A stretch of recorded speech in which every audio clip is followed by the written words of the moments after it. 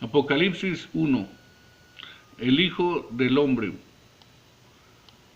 La introducción, versículo 1 al 3. El primer capítulo del Apocalipsis consta de 7 partes que son fácilmente reconocidas. La introducción incluye los primeros 3 versículos, contiene el título del libro, una declaración de su origen y la primera bienaventuranza.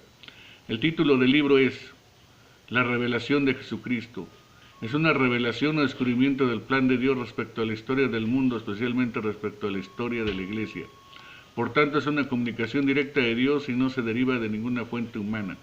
Se llama la revelación de Jesucristo porque Jesucristo se la mostró a Juan por medio de la Iglesia. Dios fue quien exaltó altamente al mediador y le encomendó el gobierno del mundo para el beneficio de la Iglesia.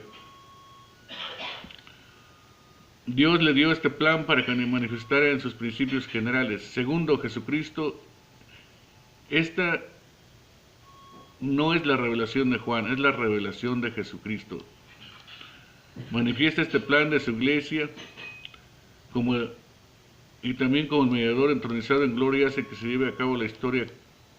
Tercero, su ángel. Jesús a su vez comisiona a un ángel para que guíe a Juan y le muestre por medio de visiones los elementos del plan. Este guía angelical le muestra a Juan una visión del cielo, luego de la tierra, del desierto, del nuevo cielo y de la nueva tierra. Cuarto, su siervo Juan, es decir, el apóstol Juan no encubrió estas visiones, sino que le dio testimonio de las palabras de Dios. Quinto, el lector es bienaventurado el que lee. Los libros tenían que ser copiados a manos, de aquí que había solamente unos cuantos y eran muy costosos. Además, muchos de los cristianos no sabían leer. Por eso se nombra a un lector para que les leyese a las personas que se reunían para el culto. Se declara bienaventurado al lector que lee con corazón sincero.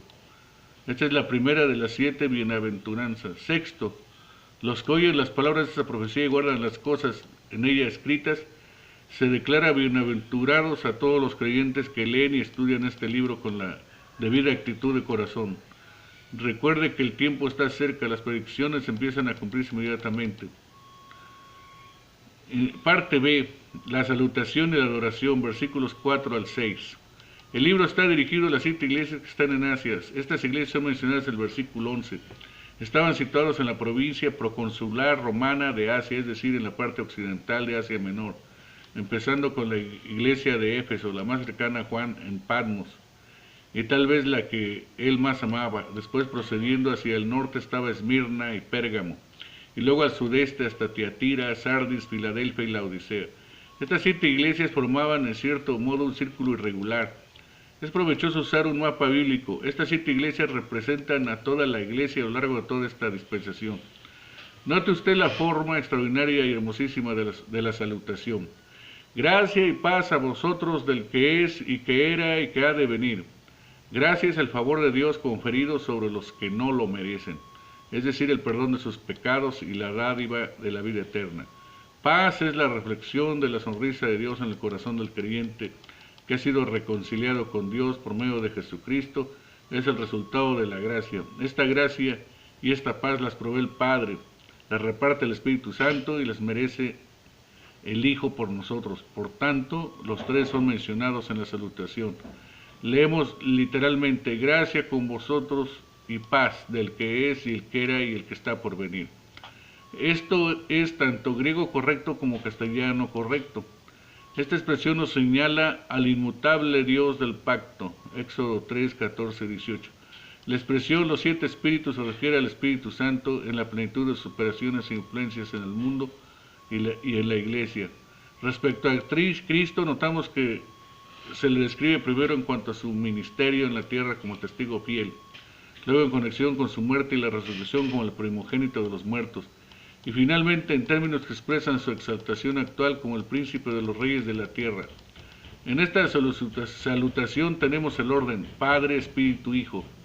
Probablemente la razón de este orden se debe a que Dios es visto morando en su tabernáculo templo celestial.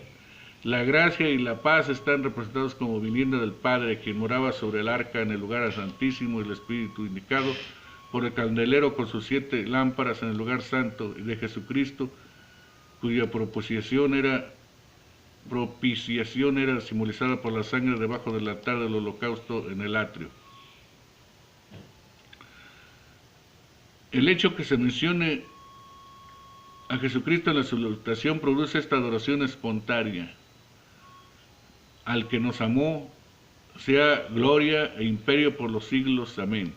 Se dice respecto a los creyentes que ellos no son meramente lavados de sus pecados, sino libres de ellos. En esta sola observación, si se entiende correctamente, hay material para un sermón entero.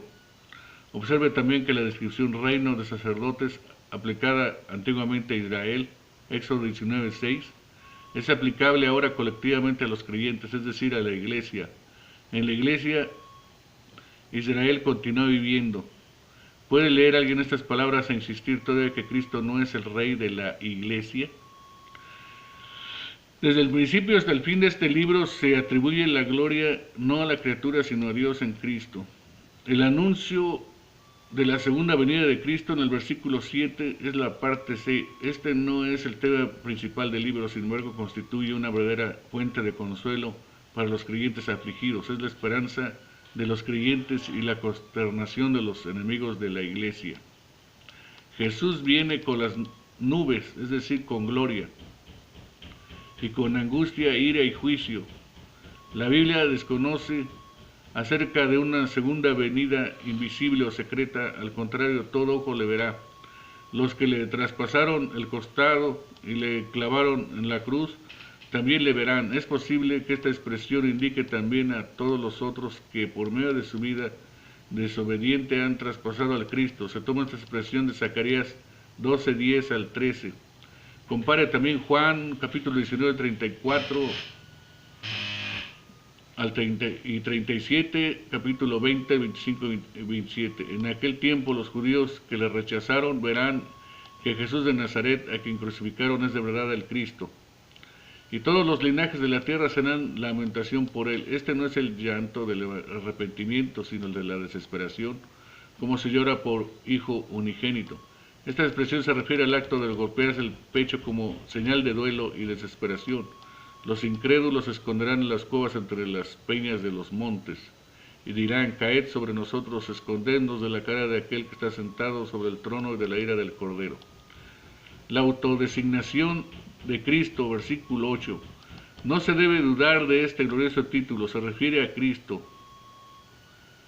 No se debe dudar de que este glorioso título se refiere a Cristo. El contexto inmediatamente anterior a sí mismo, el subsiguiente, se refieren a Cristo. Véase los versículos 7 y 13. La expresión yo soy el alfa y el omega se encuentra de una forma un poco modificada en el versículo 17. Yo soy el primero y el último, refiriéndose al que estuvo muerto y al que vive por los siglos de los siglos. Observe también los siguientes pasajes paralelos, 21, 6, 8 y 22, 13. Juan oye al propio Señor Jesucristo hablándole y diciendo: yo soy el alfa y el omega. El alfa y el omega son respectivamente la primera y la última letra del alfabeto griego. Por tanto, aquí Cristo se describe a sí mismo como la completa, perfecta y eterna revelación de Dios. Es decir, es como si estuviera diciendo: yo soy desde el principio hasta el fin, es decir, el ser eterno. Sé valiente, tu enemigo no puede destruir a tu Cristo.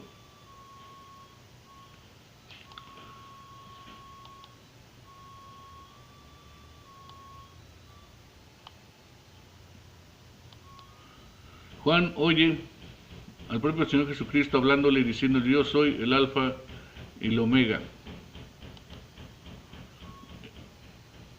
Son respectivamente la primera y la última letra del alfabeto griego. Fue tal vez la voz, yo soy el Padre, uno somos, fue tal vez la voz que hizo que Juan estuviese en el Espíritu. Parte E, la comisión de Juan para que escribiera el Apocalipsis, versículo 9 al 11. En el versículo 8, Cristo era el que hablaba. Aquí en el versículo 9, el propio Juan empieza a hablar otra vez. Observe la manera amable del apóstol dirigirse a sus compañeros cristianos con el fin de ganar su plena confianza y hacerles sentir que él se ha identificado completamente con ellos. Yo, Juan, vuestro hermano y copartícipe vuestro en la tribulación, en el reino y en la paciencia de Jesucristo, nos dice que estaba en la isla que se llama Patmos por la palabra de Dios y el testimonio de Jesucristo. Quiere decir esto que se había sentenciado al apóstol a trabajos forzados, porque se había rehusado ofrecer incienso sobre el altar de un sacerdote pagano en señal de adoración al emperador. No estamos seguros, pero sabemos que de una manera u otra su fidelidad a Cristo y a su evangelio le habían conducido a este destierro cruel. Es el día del Señor, es decir, el domingo, el primer día de la semana, día que conmemoramos la resurrección del Señor. Es posible que Juan pensara en Éfeso y en las otras iglesias de Asia Menor. De repente pareciera que la tierra se hundiese y que el alma de Juan se librase de las limitaciones del tiempo y del espacio. Es quitado del contacto con el mundo físico que lo rodea. Está en el espíritu, ciertamente ve, pero no con los ojos físicos. Oye, pero no con los oídos físicos. Está en contacto directo y espiritual con su Salvador. Está solo con Dios, está bien despierto y toda su alma está abierta de par en par en la comunicación directa que viene de Dios. En esas condiciones Juan oye detrás de sí una gran voz como de trompeta cuando Dios tenía algo para impartir a su pueblo durante la dispensación del Antiguo Testamento. Los reunía llamándolos con el sonido de trompeta, pero note, como de una trompeta. La voz le dijo, escribe en un libro lo que ves y envíalo a las 7 iglesias que están en Asia, etcétera. La voz era de Jesucristo mismo. Le ordenó a Juan escribir lo que viera y enviar a las iglesias lo que había escrito. Creemos que Juan escribió estas visiones al momento de recibirlas. Inmediatamente después. Parte F. La visión del Hijo del Hombre. Hemos visto A, B, C, D, E, F. 6 partes. Versículo 12 al 16. Y vuelto vi 7 candeleros de oro, y en medio de estos candeleros Juan ve qué torrente de memorias y éxtasis de sorpresa. Al Salvador mismo en cuyo pecho él se había recostado, es el mismo Salvador, sin embargo diferente de lo que fue en los días de su humillación. Juan describe esta visión del Hijo del Hombre en los versículos 13 y 16. No destruyamos la unidad del símbolo, por ejemplo, no interprete la espada aguda de 2 filos que sale de la boca de Cristo como si fuera simbólica de las dulces y tiernas influencias del Evangelio en su misión de conversión. Note en 2.16 leemos, y pelearé contra ellos con la espada de mi boca. Estas palabras son dirigidas a los que rehúsan arrepentirse. Es necesario considerar las descripciones enteras de cómo, de un todo, interpretarla como tal.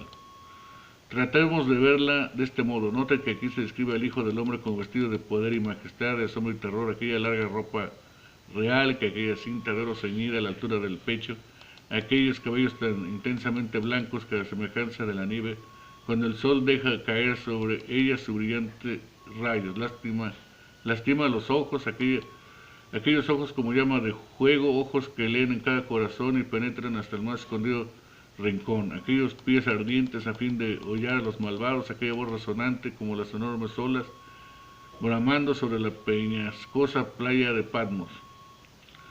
La imagen entera, considerada en su totalidad, es simbólica de Cristo, el Santo, quien viene a purificar su iglesia y para castigar a quienes persiguen a sus escogidos. Inciso G, el efecto de la visión en Juan. Y cuando yo le vi, del versículo 17 al 20, dice que cayó como muerto a sus pies.